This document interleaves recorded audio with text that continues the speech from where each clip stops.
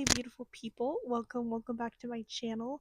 I am a little sick today, so do not mind the kind of like roughness in my voice. My sister unfortunately got me sick, so now I am sick. So thank you if you're watching this. But today I'm going to be reading one-star reviews of books that I love. You see, I was thinking I like to subject myself to a little torture sometime, just to feel something, And I'm already kind of going through pain, so I might as well make the pain worse by reading one-star reviews of books that I deeply love. These are all books that like genuinely made me a reader, like made me the reader that I am. And because I'm crazy and I'm going to submit myself to some torture, I'm going to be reading some one-star reviews from them from Goodreads. And just so you know, for all these books, I would rate them like 5 to 6 stars, but some people have different opinions. So the first book I want to start out with is The Little Prince. Um Guys, if you don't know, the way I got inspiration for my name on YouTube, the page Princess, is from this book. Because it's called The Little Prince, and I was like, oh, like I could do like a play on words of that. So like my name can be the page Princess.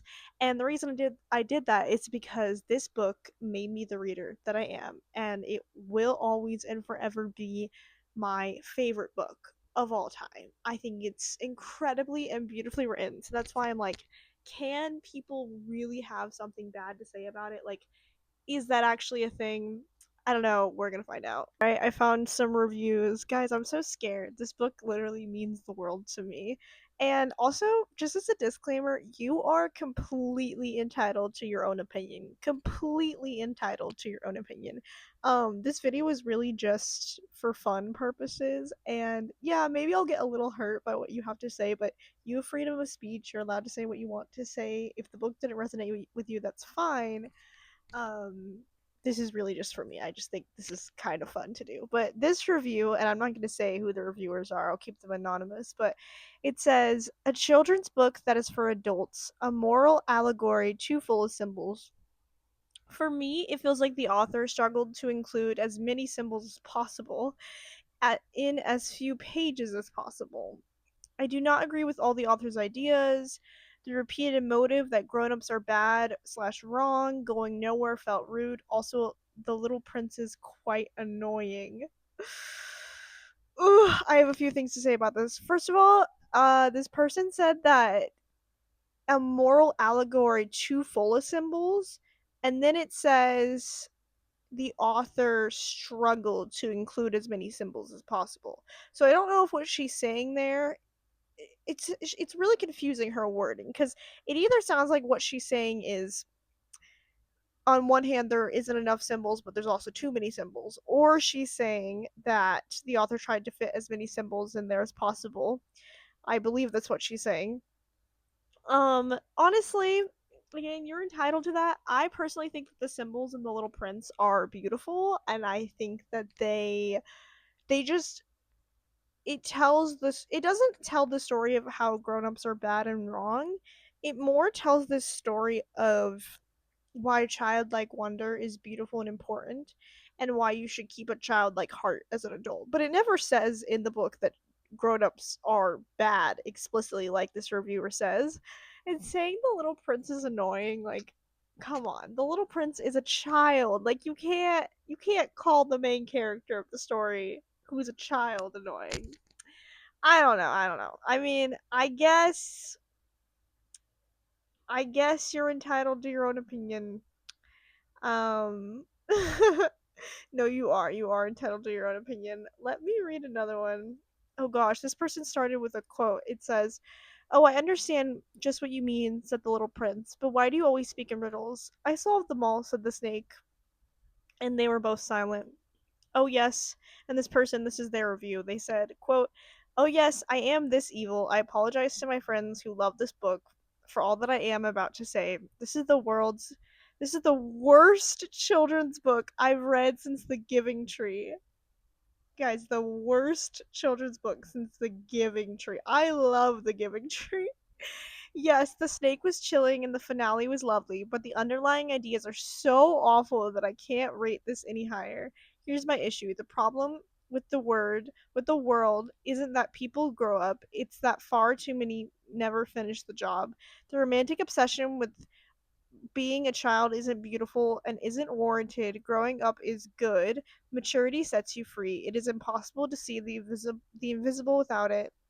And when you truly have it, kings and vain men and drunkards and businessmen and lamplighters and geographers turn out to be as beautiful as roses, and you don't have to tame or be tamed to love someone. It also really does not help matters that the rose is the only female voice conforming to almost every stereotype of feminine I can think off the top off of the top of my head, or that the hero blithely continues on inflicting pain on those around him, and this figures as wisdom. That is it really. The wisdom contained in these pages is poisoned.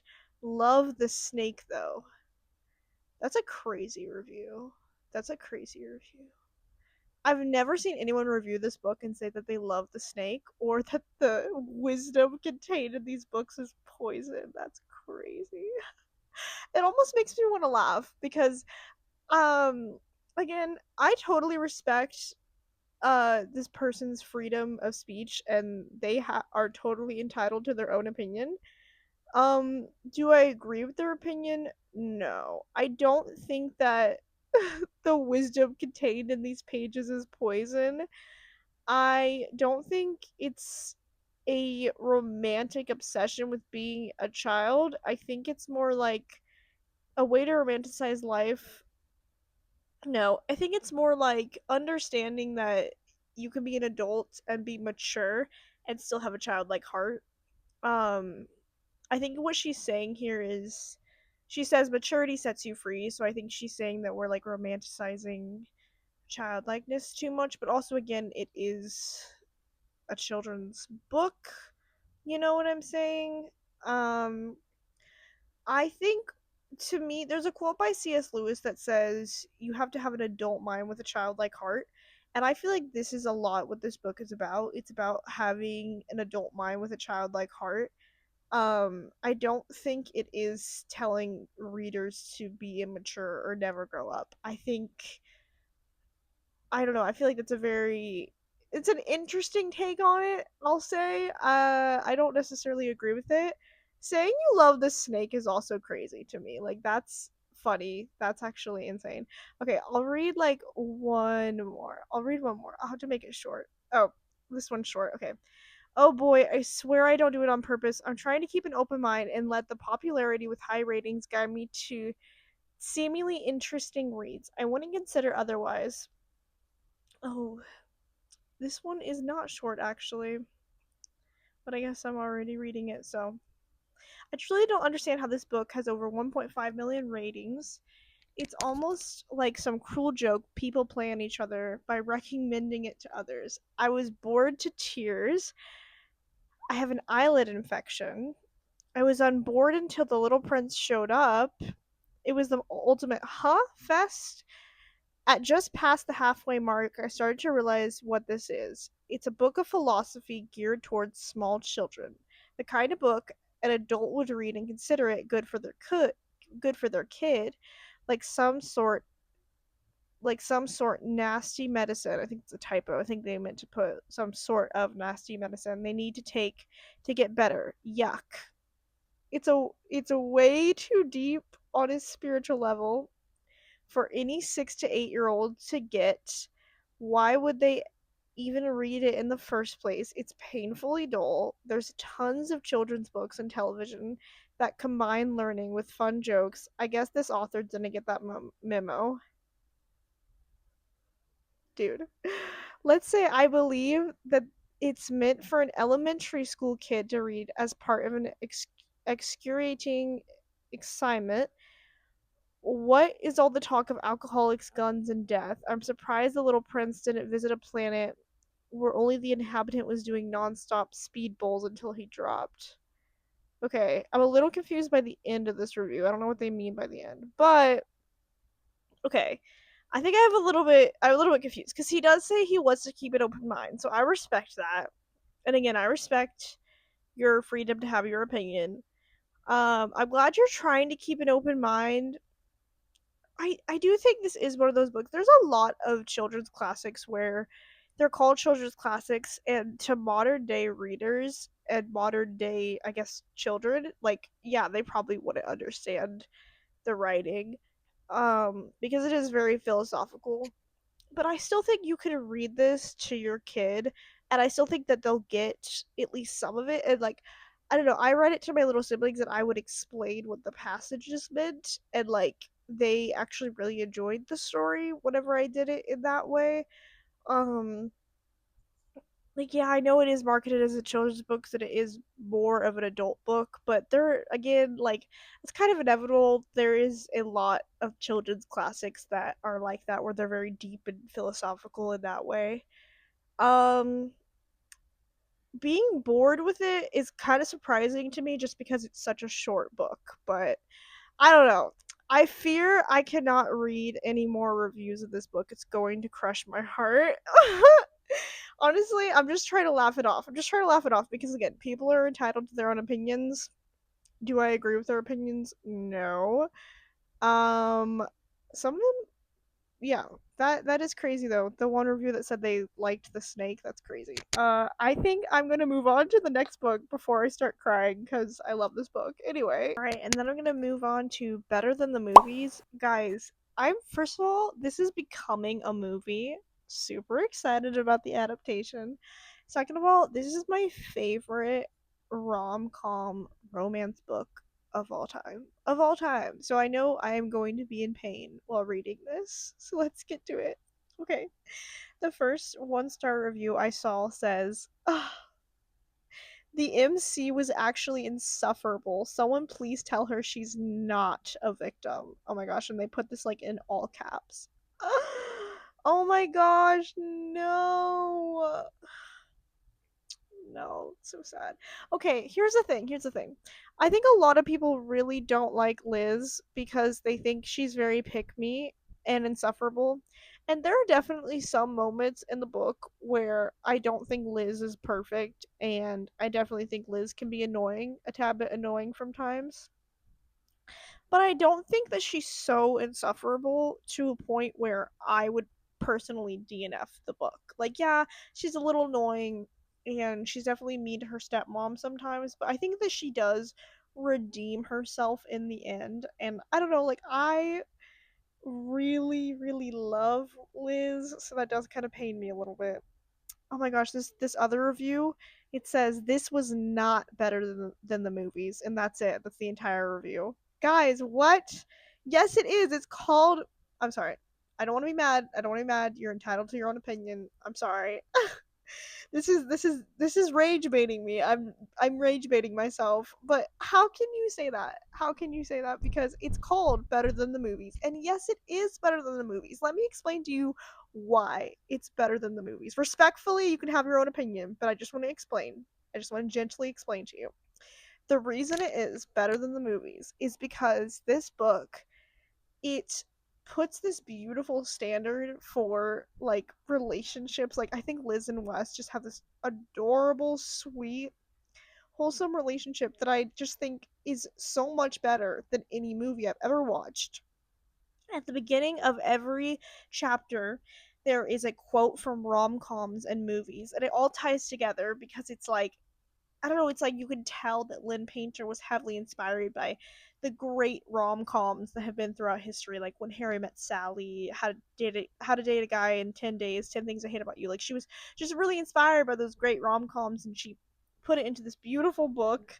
Um the relationship is honestly goals. Like, it's so sad. Literally, that is so sad to me that this person said that. But again, you are entitled to your own opinion.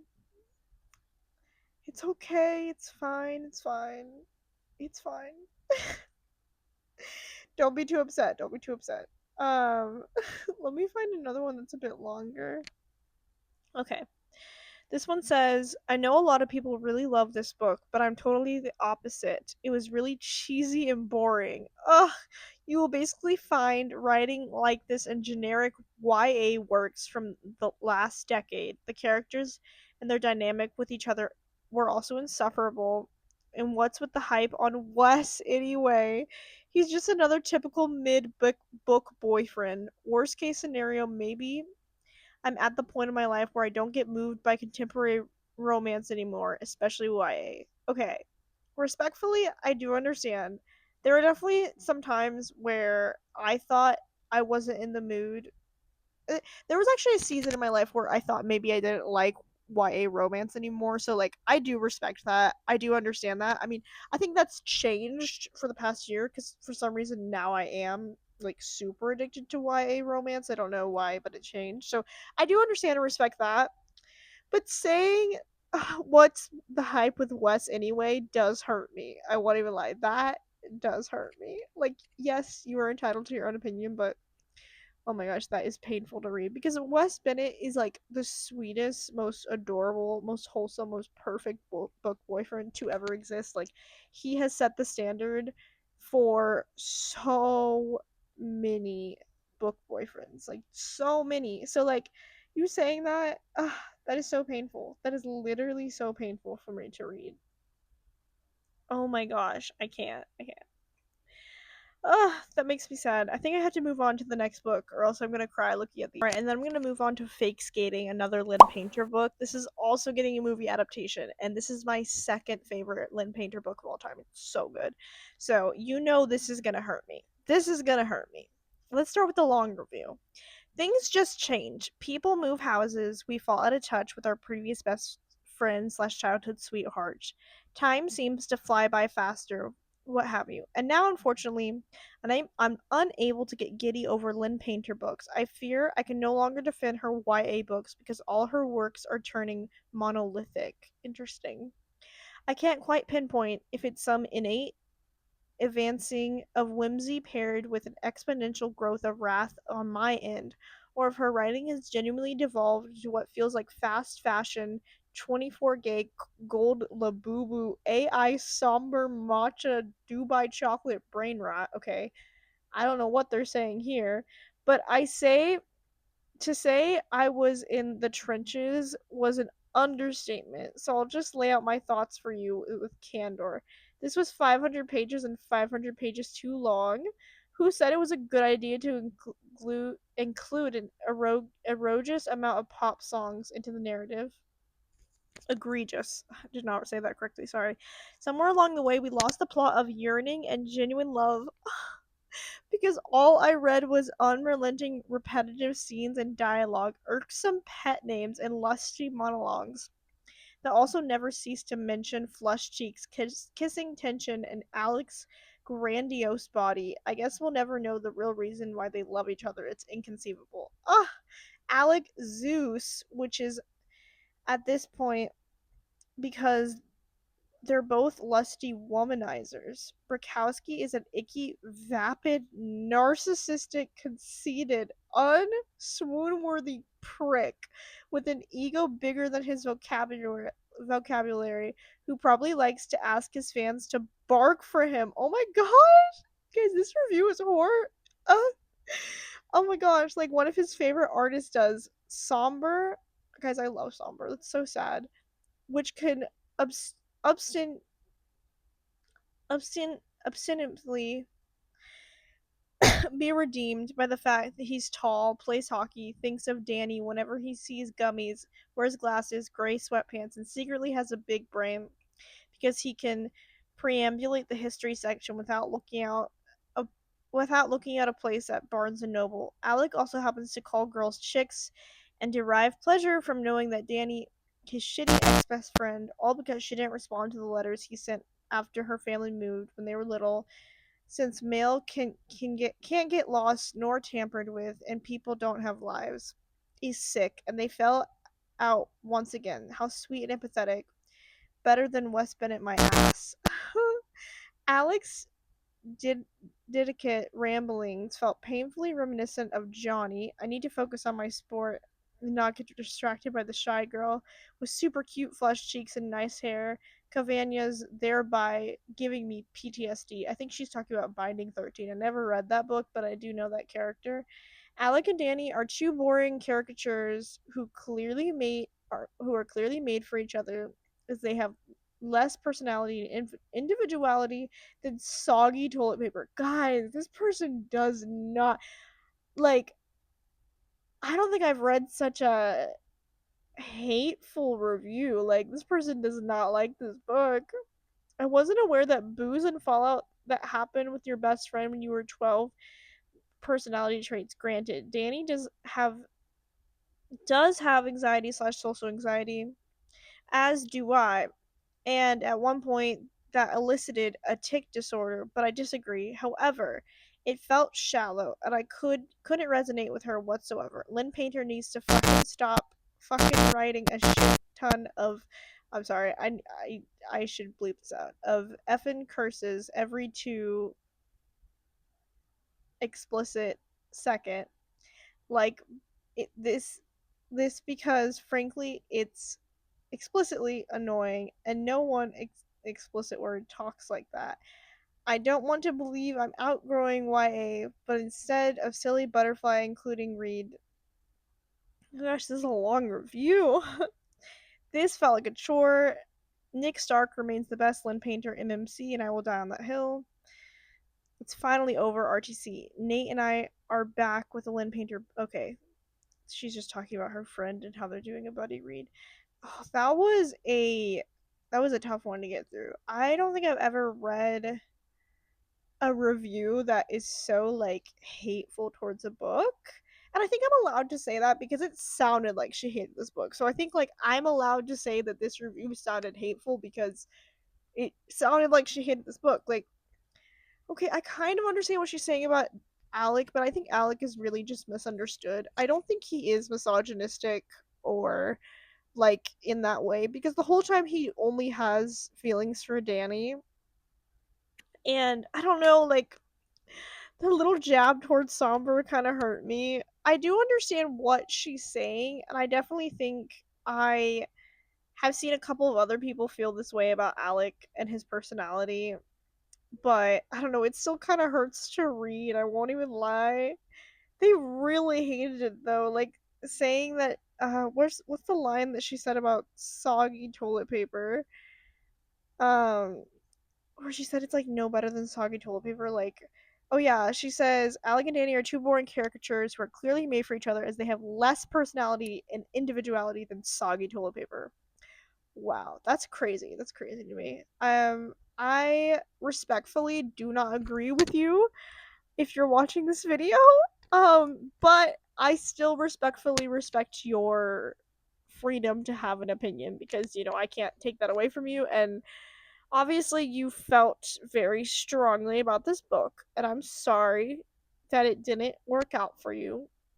It does kind of hurt me. Your words kind of hurt me a little bit, but I know not to take it personally because this is your review. Um so I shouldn't take it personally. Um I really hope you find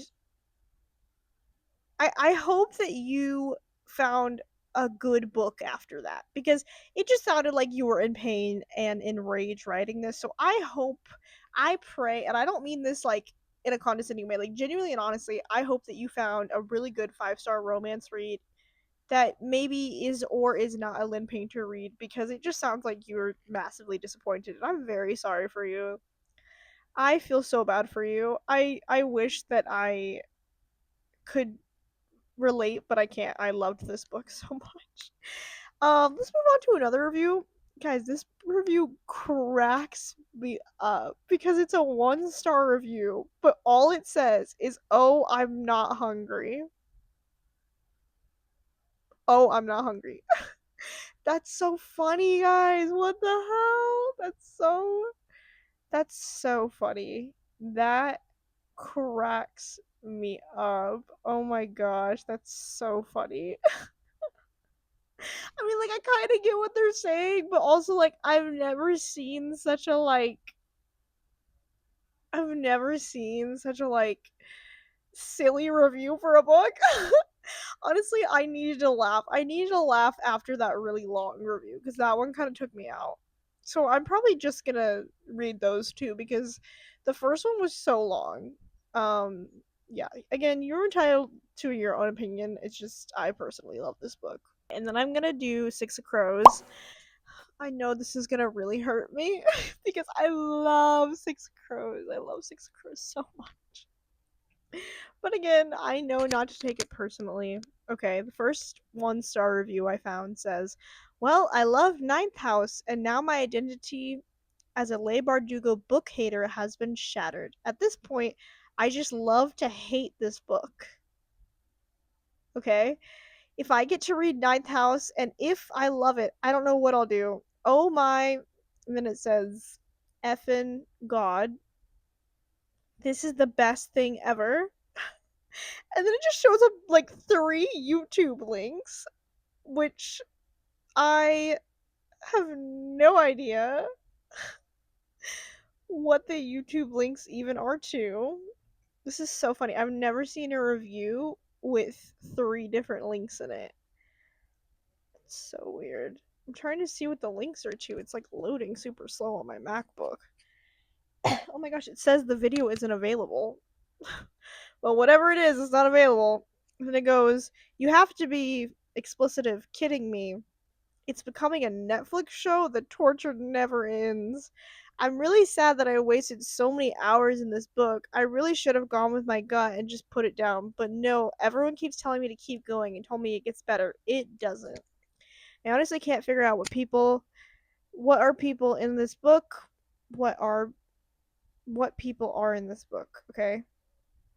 Not only is the plot as dry as a bowl of oatmeal, but the characters, the ones I was told were amazing, were so flat and boring, so much that I literally DNF'd this 4 times. Oh my gosh. That shouldn't have been enough to make me kick this book to the curb, but no. I just hope the others won't make this mistake of wasting their time like I did. Dude. You sent 3 links. That's crazy. That's crazy work. That's kind of funny. You DNF'd it 4 times. I am so sad you were disappointed with this. I am so sorry to you. I hope you find your next 5-star read. To me, this was a 6-star read. Um, that is sad. I'm sorry that you didn't enjoy it as much as I did. It was a beautiful book, but you were allowed to have your own opinion. Um, let me find one. Some of these are like super long, so I'm trying to find one that's like long enough. Okay, I'm going to start with this saying I am a romance reader. Not many books that I don't have any romance can interest me. Now with that being said, I have read many books before with absolutely zero romance and liked them. This seemed like a very liked book by others, and that's why I decided to give it a try. I tried to give it a try until page 220. I swear at times I felt like I wasn't even reading English. I did not read Shadow and Bones or whatever the series are before these, so I didn't know the world building, and I didn't know it was like needed to read those books either. Anyway, you get thrown into a fantasy world with zero explanation behind it, so by page 220, I still don't know if certain words were people's names, places, or things. Okay. I think this review is kind of unfair. Like, it's kind of fair, but it's also kind of unfair because, okay, first of all, when I read Six of Crows, I didn't read Shadow and Bone before it. And yes, I was a little confused, probably around that mark that she says, page 220, but I still eventually understood it, you know? So it is kind of weird to me how like maybe she's different. Maybe she's not like me and her like because in my experience I was able to understand the book without reading the Shadow and Bone trilogy. But not everyone is like me. Maybe she just genuinely couldn't understand it. But that's why I'm like, is this really a fair review? Because like it just sounds like she's confused more than anything. It doesn't really sound like she actually hated the book. It's just she was confused. So I'm kind of curious. I would kind of want an updated review from this person to know, like, if they've read the Shadow and Bone trilogy, like what they think now. I don't know. It's an interesting it's an interesting review. Oh my gosh, so many of these are long. These are long reviews. I don't want to read like the super long ones. It's gonna take me forever. um, hmm. Dang, people have a lot to say about this book. And I don't blame you. Like, it's an incredible book, but I don't know. That's crazy. Okay. Um, let me just read one more review. It's just they're so long. I have such a bad sore throat, so I don't want to like.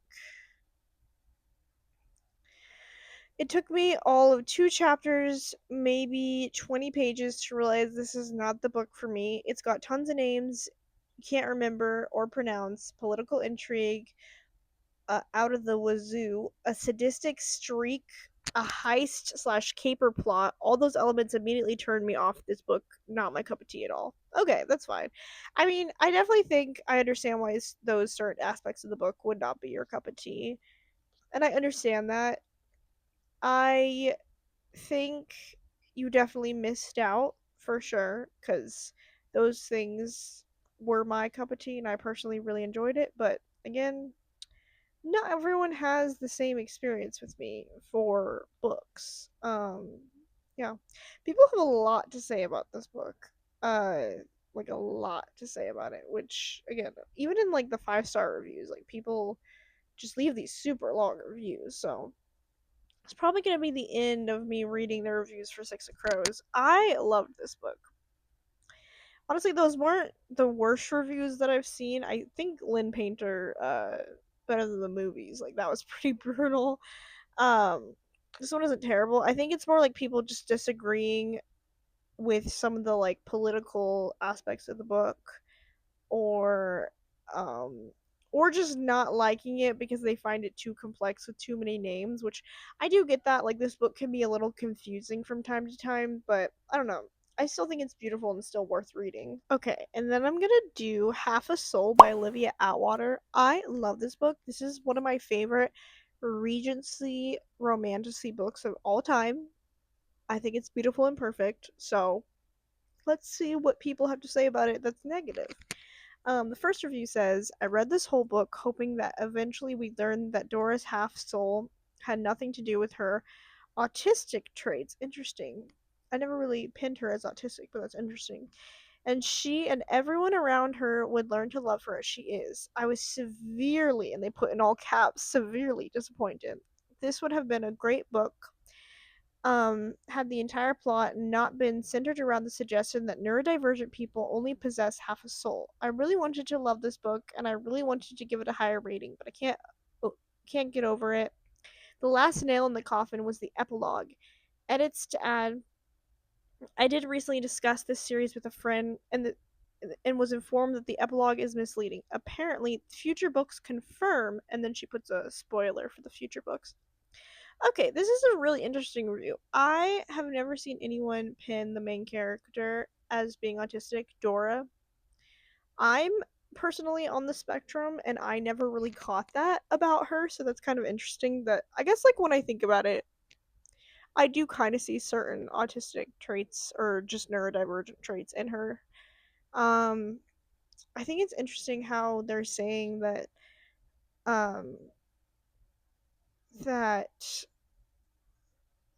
um neurodivergent people, that it's the book is suggesting that neurodivergent people only possess half a soul. I don't personally think that's what the book was suggesting.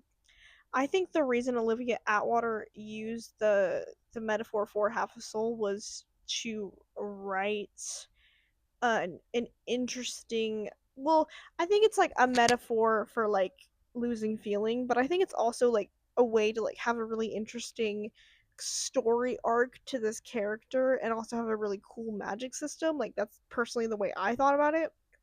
Again, I'm on the spectrum and I never really thought about this as like her making fun of autistic people, but I don't know. People have different opinions, and this person honestly wasn't super disrespectful towards the book, so I can understand that. This other one person This other person says 1.5 star, not good. I can't believe how this book doesn't seem to have any rant reviews. I found one and agree to it so much. This is not accurate to Regency era. The author clearly hasn't made much studying on it or just can't write it well on pages. The plot has holes. Romance didn't feel good to me. Very meh. I think this book needs an editor. Premise was so good, but this book is so hyped, and I assumed to even like this. Very disappointing. Okay, I mean, yeah, but I feel like a lot of books that are set during the Regency era probably aren't super accurate. A lot of like TV shows that are period dramas usually aren't very accurate, and I do get why that's probably frustrating.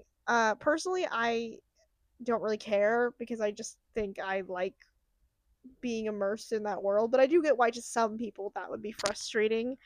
I'm very sorry that this felt meh to you and that you didn't like the romance. That's very sad to me. I think that's the part that got to me because I love the romance. I felt like the tension and the banter was there. Oh my gosh, it was so beautiful. So super sorry that you were not satisfied. Right, and then I'm gonna do The Boy, the Mole, the Fox, and the Horse. This is another philosophical children's book. If you can't see a trend here, I'm obsessed with philosophical children's books, so let's move on to the first 1 star review. It says, written in a hard to read font, I found this disjointed effort quite disappointing. There are some niche quotes, but no connecting thread or continuous flow, as it lacks a narrative. Both the story and the artwork seemed unfinished, and I am left feeling incomplete in my understanding of the popularity in this book. Okay, I do understand that. I definitely do think that there are some quotes in this book that feel sort of like they're taken from a conversation, like almost as if you were hearing somebody talk in a conversation and they took that and just wrote it down in a book. So I do get why some people would think, oh, this is kind of feels like it's taken out of context, like it doesn't feel like complete writing. So I understand that. Um, Saying that the artwork looks incomplete, I don't really understand. I think that there's definitely some rough sketches in it, but I think there is something so beautiful about a rough sketch. Like, I don't know, to me, I feel like it looks beautiful. Not everyone agrees, though. I still think, despite this book being written in a way where it felt like some of the wording was at times a bit too philosophical or a bit, um, it felt like it was taken out of context, even though it really wasn't. I do understand why that would be confusing because there were times where I felt like it was confusing, but then, like, when I would really sit with it and reflect on it, I would understand it. So I kind of understand this review, but also, like, I kind of don't. Let's find another one. Okay. Just to let people know, I have a problem with any recently published books that I review and have rated 1 star either disappeared or have been hidden. This one disappeared, and I have to add it again, okay? My previous rating review disappeared. I found this nauseatingly awful. Sickly sweet wisdom spoke from a Christopher Robin like toddler talking to animals. This reads like a poor copy of Winnie the Pooh without any of the good parts. Even the illustrations and situations are copied from Winnie the Pooh. This takes around 2 minutes to read, many pages blank for no apparent reason, the worst book I have read in a long time. Dang. Well, I am so sorry that you were disappointed. I really hope you find your next 5 star read because you seemed really disappointed in this one, and I mean that with all sincerity. I definitely do see how it is inspired by Winnie the Pooh. I don't think it's a direct copy of it. Um, so I have to disagree with you on that. Um, Dang, that was harsh. That was a little bit harsh. I won't even lie. Um, Saying you found it nauseatingly awful. That's crazy. I felt like the wisdom in it was very sweet and wholesome, but I don't know. Some people like can really heavily disagree on certain philosophical books. So, you know. This one says if A. A. Milne, the author of Winnie the Pooh, was forced to spend a year reading nothing but Hallmark cards and inspirational Facebook post, Winnie the Pooh might have been turned out something like this. Piece of junk. Oh my gosh, that's crazy. The pictures aren't bad, but the handwritten text with its mix of cursive and print can be difficult to read at times. And once you have sorted out the words, you are left with the insanity of their meaning. Innate. Okay. Okay. I feel like the second part of this review was like okay, but then like the first part where it said that if A. A. Milline was forced to read nothing but Hallmark cards and it basically described this book as a piece of junk, like this is such a like good cop bad cop review. It feels like the first part was so harsh, and then the second part was just like, oh, it was just kind of difficult to read at times. And like I get it if certain philosophical books are difficult for you to read and you just didn't resonate with it, but calling it a piece of junk or saying that it's like Hallmark cards and inspirational Facebook quotes is just so funny to me. And like, I don't know, I just like really heavily disagree with that. Like, I respect your opinion, but I definitely do not agree with that. That is funny though. That is kind of funny the way that they described it. Calling it a piece of junk is wow, that's insane. Wow. I feel like that I'm trying to like laugh at the bad reviews because I'm trying to like first of all I'm trying to respect the people and not take it too personally. And sometimes genuinely and honestly, if I see a bad review of something that I loved, sometimes my first reaction is to just laugh because I don't know, I just find it comical in this weird way because I'm like I don't see how you see that, but also I don't know. I don't know. That's crazy. Anyway, next book. Okay, and then I'm going to talk about Flame Theory by CFE Black. I did make a video about this book recently, and I loved it. I devoured it and gave it 6 stars. So let's see what the people on the internet have to say about it that's negative. This first review says, "Ugh, honestly, I wanted to love this book, and I was so excited to get the arc. The cover is very cool looking, but it was honestly disappointing. It was pretty confusing, and a lot was going on throughout the whole book. I didn't love or care for any of the characters. Wow. Especially not Rush. Oh, that hurts me. I love Rush. I didn't like his crude comments and behavior. He was drunk a lot and didn't seem to change. I didn't like the partial swear either from Ari's brother. I almost DNF'd this book multiple times. The author claims to be a Christian, but this book has nothing about that at all. There is a mention of Ari praying to some god, but doesn't specify. I didn't care for the cliffhanger either. I don't think I'll read the second one. I know this was advertised with How to Train Your Dragon vibes, and this was just not there other than it having dragons in it. With all that being said, maybe I'm just not the target audience for this book. I did like reading about the dragons, but I wish it had How to Train Your Dragon vibes. I have yet to find a book that has all that. Overall, it was a disappointing read to start 2026.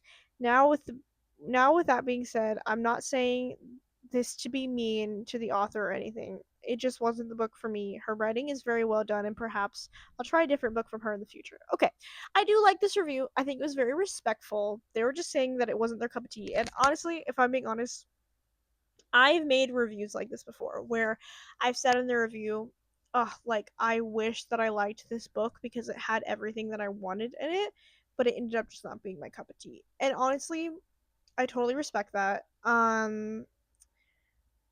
The claims about the Christian part, like I think I kind of have mixed feelings on like if you are a Christian, if you can allow some sort of swearing in your books.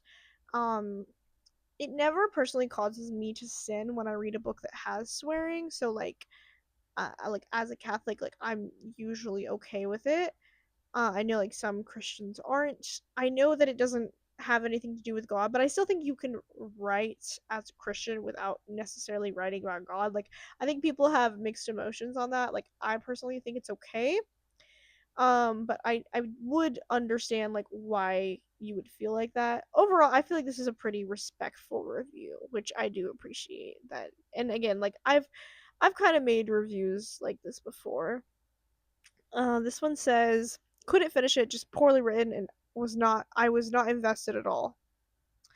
Wow. Yeah, I mean, sorry that you weren't invested in it. I really do hope that you find a book that you are invested in. I was invested in it. I thought it was amazing. I thought it was amazing. There aren't that many 1-star reviews with this, surprisingly. The last one I found said, I waited for months. It said DNF'd at the 2% mark. That's crazy. I waited months for this book to come out and was excited to read it, but as soon as I started to read it, I was just spewing info into me like a textbook. I don't want to waste my time on this. I know there will be other amazing books to read, no hard feelings. And then it says pre read. Okay, so she has like her review split in half. Like the top part said she DNF'd at 2%, and then this other part said pre read. So I don't really know. I think she means like the bottom half is like her feelings before she read the book. It says, or I guess it reads, I waited for the release and I finally have time to read it. Excited to get back into the fantasy and dragons groove. Let's hope this delivers. Okay. So the review is just like her first review is just her being excited before she's gonna read the book, and then the second part of the review is just her being disappointed. Well, I'm so sorry you were disappointed. I really hope you find a book that you are not disappointed in and that you love. I personally love this, but I know it's not everyone's cup of tea, so that's okay. Okay, and then I'm gonna do A Winter's Promise. Guys, I've talked about this book and talked about this book, and talked about this book. It's so good. I love the Mirror Visitor series, so let's just see what people have to say. This one says, man, that went downhill quickly. It started out a 4 star, but ended up being horrible. I'll admit my first 50 pages were amazing, and I wish it had stayed on that track because the second they got to Side of Celeste, things are bad. At first, I really liked Ophelia, and I thought she was the right mix of smart and quirky and stubborn to make her akin to the protagonist of the middle grade books I used to read voraciously. The first 50 or so pages were similar to the mysterious Benedict Society for me. Interesting. Only with the older feel, but it turned out to be completely different than the first 50 pages. And gosh, I am upset. There seemed to be no point to this book. The plot was unclear and odd, taking twists and turns whenever the author pleased. Once I thought it was about this thing, something else would take the stage. All of the characters inside of Celeste were pretentious and dull, enough said. I expected an enchanting novel about people with the ability to read objects, their histories, and so on. I wanted to learn about mirror travel. Instead, I got a hot royal mess featuring fat phobia, borderline incest, and magic that, even for magic, makes no hecking sense. I knew once Archibald showed up and joked about having advantage of Ophelia, things weren't going to be good. I should have called it quits right then. Don't be fooled by the pretty cover and intriguing premise. This is not a good read. Drops Mike, peace out. It's funny. The drops Mike, peace out is funny. Um, okay. I do understand why you're upset. And there are definitely some problematic characters in this book, but I almost feel like that is the point of story to a certain degree. Like, because a lot of these characters that have problematic story arcs end up becoming better as the book series progresses. And also I feel like the author is trying to speak this message of like how pretentious people and how society and upper class like can act very pretentious, and it can be very harmful to people. I feel like she did that on purpose. Like when I was reading it, I thought she was saying like this is wrong because like she does put Ophelia through it in these books, and I thought she was giving this message about how like the elitist class can be toxic in this way. But I think this person was saying that she didn't feel like the author was doing that. She just felt like the author was just putting that in the book just to put it in the book. I don't think she was personally doing that, but I do understand how you would feel like that. Let me see another review. A lot of these are really long, and I have such a bad sore throat, so I want to like read a shorter one that isn't too short, but also isn't like massively long.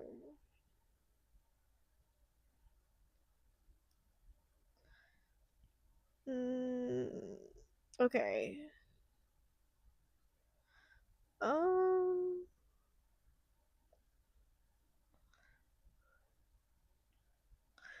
Sorry, give me a second. Okay. This one says this was horrible. I am so disappointed. I couldn't finish it.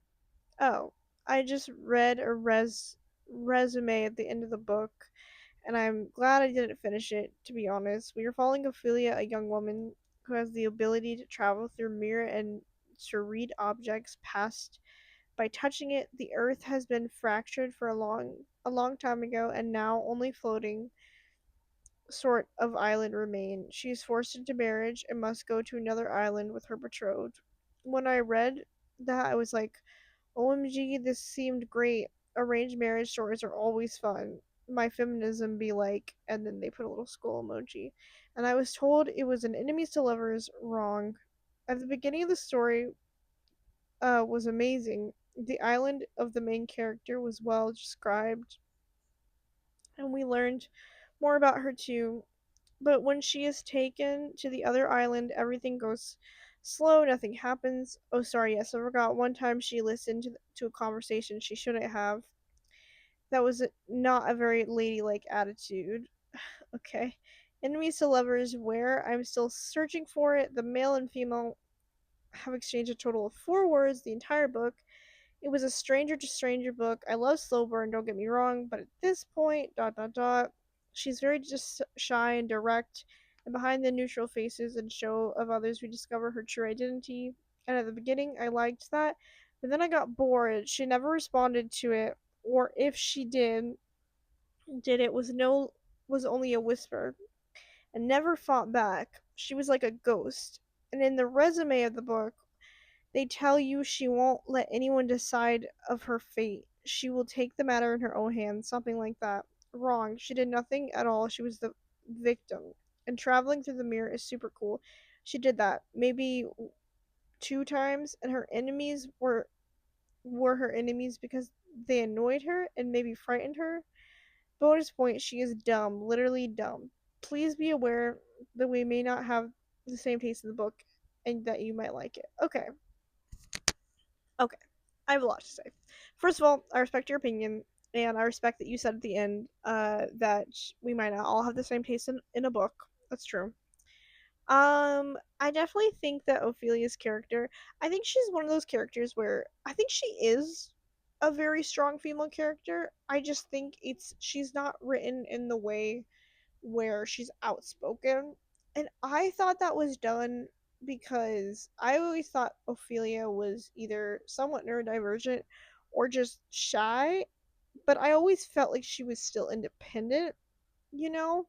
And I feel like you could still write strong female characters that are like that, And I feel like I don't see a lot of representation in books where there are shy characters. And as a shy person, I kind of liked reading that, but I do understand why you wouldn't like that. I know you're kind of saying that Ophelia let everyone walk all over her, but in fairness, in her situation in the book, it was kind of hard for her not to. Like, she was kind of forced into it. Um, but again, I understand why that would irk some people. I still loved this book, but I mean, I understand why you wouldn't like it. I understand. I really want to do more books. I really do. I have like a giant list here, but honestly, my throat just can't take it anymore. Like, I have the worst sore throat right now, if you can't hear in my voice. But yeah, this was really, really fun to do. Again, I just really want to say that I am not taking any of these reviews personally. I understand that everyone is entitled to their own opinion, so you having a negative review doesn't affect me personally. Just the same way as me having a positive review doesn't affect you personally. Like, I'll say it as a joke, like, oh, this hurts me, or oh, I love this character, but like, at the end of the day, I know that we're all people and we're all entitled to our own opinions. So I just want to say that as a disclaimer. I'm really just doing this video because I thought it was fun, and I think this is a good way to I think this is kind of like a backwards way to convince people to read books. And I don't know, it gives me something to do and it kind of makes me feel something. So yeah, let me know what are your favorite books in the comments. Let me know if you've ever seen like a crazy 1-star review of a book that you absolutely love. Let me know if you hated any of these books. Just let me know. I want to know all the tea. Anyway, I'll see you guys next time. Bye.